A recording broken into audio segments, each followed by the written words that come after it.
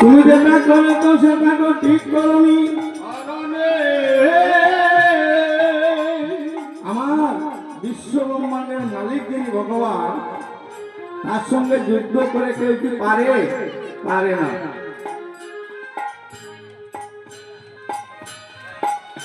কিন্তু পারে কোন অস্ত্র, টাকা পয়সা বাড়ি গাড়ি, অস্ত্র টস্ত্র ভগবান মানে না।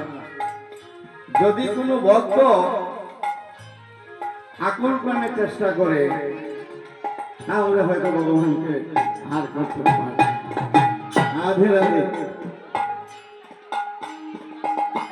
তাই বিভীষণ বললেন, তুমি যেটা করেছো সেটা ঠিক করনি।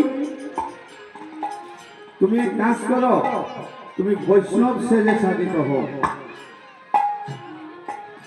তুমি যদি বৈষ্ণব সেজে সাধিত হয়ে ভগবানের সঙ্গে যুদ্ধ করতে প্রস্তুতি নাও, তাহলে হয়তো অল্প হলেও গোবিন্দের চরণ লাভ করতে হলেও পারো।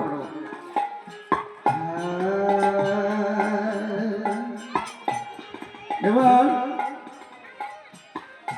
তরুণ সেন স্নান টান ছেড়ে চলে গেলেন মা শর্মার কাছে।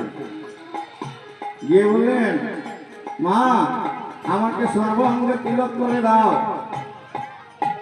মা তো বুঝে গেছে। মা বললেন, হে বাবা, তোমার সর্বাঙ্গে তিলক করা যাবে, কিন্তু একটি অঙ্গে তিলক করা যাবে না।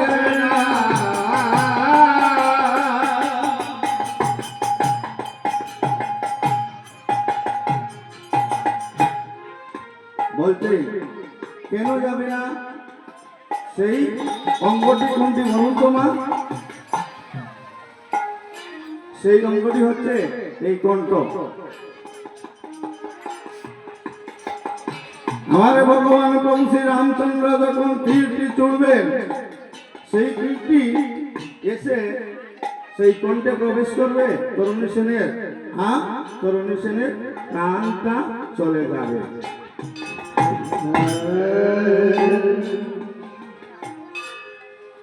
এবার সেখান থেকে তরুণী সেন মাকে গিয়ে প্রণাম করে বলছেন। কিভাবে বলছেন? ক্ষমা গয় আমায় জন্মের মতো বিদায়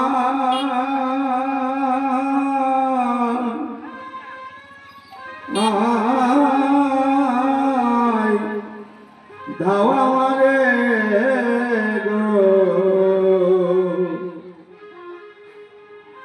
অগ দুঃখিনী মা।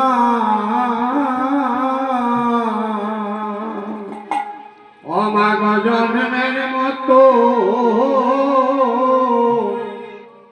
অগবিদায়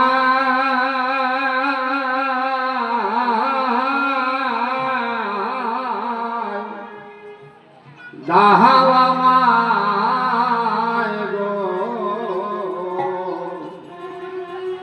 অগ দুঃখিনী মা।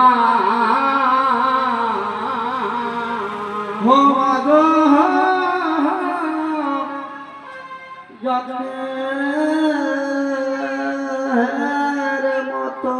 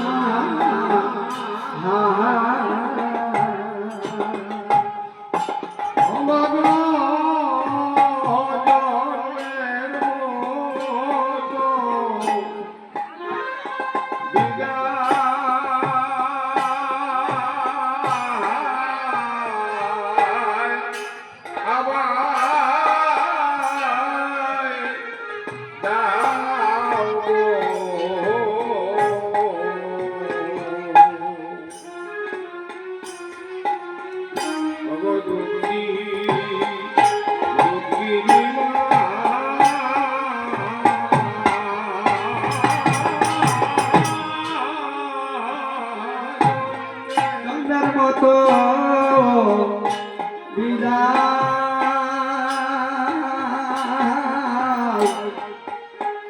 দাও গো